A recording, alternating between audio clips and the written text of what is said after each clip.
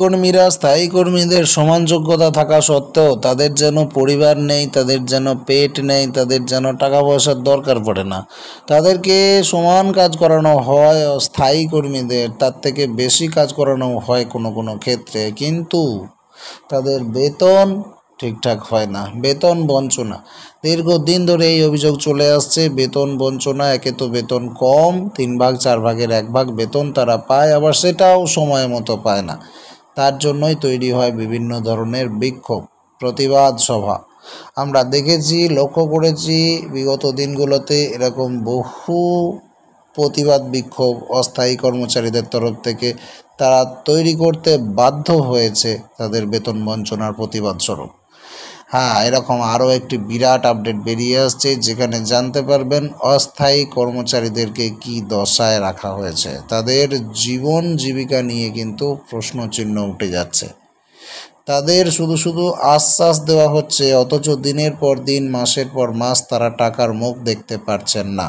প্রচণ্ড আর্থিক কষ্ট থেকে এবং মানসিক চাপের মধ্যে থেকেও তারা সংসার এবং কাজ দুটোই সামলে চলেছেন, কিন্তু আর তাদের পক্ষে কোনোভাবেই চালিয়ে দেওয়া সম্ভব নয়। বেতন বঞ্চনার প্রতিবাদে শিলিগুড়িতে অস্থায়ী কর্মীরা রাস্তায় নামতে বাধ্য হলেন। শিলিগুড়ি পুরসভার 41 নম্বর ওয়ার্ডের অস্থায়ী কর্মীরা বিক্ষোভে ফেটে পড়েন। তারা জানান, যতক্ষণ না পর্যন্ত তারা বেতন পাবেন বা আশ্বাস পাবেন, ততক্ষণ পর্যন্ত তারা এই আন্দোলনকে চালিয়ে যাবেন। এক কর্মী জানিয়েছেন, প্রচণ্ড দাম জিনিসপত্রের, তার উপরে তাদের বেতন দেওয়া হচ্ছে না, কিভাবে বাঁচবেন তারা। তারা এটাও জানান যে তাদের দাবি যদি ঠিকভাবে টাকা পয়সা না দেওয়া হয়, তাহলে তারা কাজ বন্ধ করে দিতে বাধ্য হবেন। হ্যাঁ বন্ধুরা, তারা তাদের প্রাপ্য টাকাই চাইছে, বাড়তি কিছু টাকা তারা চাইছে না। কাজ করেছে, অথচ সেই বেতনটা তারা সময় মতো পাচ্ছে না, সেই জন্য তারা করছে বিক্ষোভ। তাহলে আপনি কি মনে করেন, এই বিক্ষোভটা কি সমর্থনযোগ্য? যদি কেউ কাজ করে অথচ পেমেন্ট না পায়, তাহলে তার সেই কাজটা ফ্রিতে করিয়ে নেওয়ার মতো, তাই না?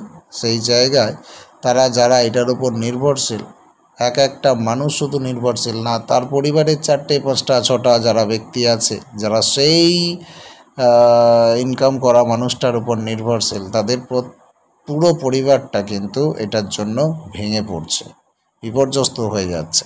আর যে কারণে এই অস্থায়ী কর্মচারীদেরকে বিক্ষোভে ফেটে পড়তে এবং তাদেরকে প্রতিবাদ করতে বাধ্য করা হচ্ছে। তারা কি প্রতিবাদটা করতো যদি সঠিক সময়ে বেতনটি পেত, বা বেতনটি উপযুক্ত যদি হয়ে যায় এবং সঠিক সময়ে তারা পেয়ে যায়, তাহলে কি অস্থায়ী কর্মচারীদের এই দশা হতো? তাদেরকে কি রাস্তায় নামতে হতো, বিক্ষোভ করতে হতো, কাজ বন্ধ রাখতে হতো? নাকি তারা এটা শখ করে করছেন? তারা এটা মোটেও শখ করে করছেন না। তাদের প্রাপ্য টাকা যদি সময়ে তারা না পায়, তাহলে তাদের সংসার চলবে কি করে? আজকাল প্রত্যেকটা জিনিসপত্রের দাম বেড়ে গেছে।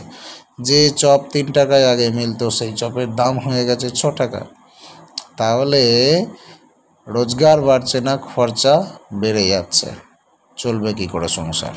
কি করে চলবে সংসার? যে কারণে শিলিগুড়িতে কিন্তু অস্থায়ী কর্মীরা রাস্তায় নেমেছেন, বিক্ষোভ করছেন এবং তারা জানিয়ে দিয়েছেন, যদি তারা বেতন সময় মতো না পান, তাহলে তারা কিন্তু আন্দোলন চালিয়ে যাবেন। হয় আশ্বাস দিন, নয় টাকা দিন, আর না হলে আন্দোলন চলতে থাকবে। এই হচ্ছে তাদের বক্তব্য। তারা এটাও জানিয়ে দিয়েছেন যে তাদের যদি ঠিকমতো টাকা পয়সা দেওয়া না হয়, তাহলে তারা কাজকে সম্পূর্ণরূপে বন্ধ করে দিতেও বাধ্য হবেন। তো কি বলবেন এ ব্যাপারে? আপনার মতামত কি অবশ্যই কমেন্টে জানান। পরের আপডেট পেতে চোখ রাখুন স্মার্ট দুনিয়ার পর্দায়।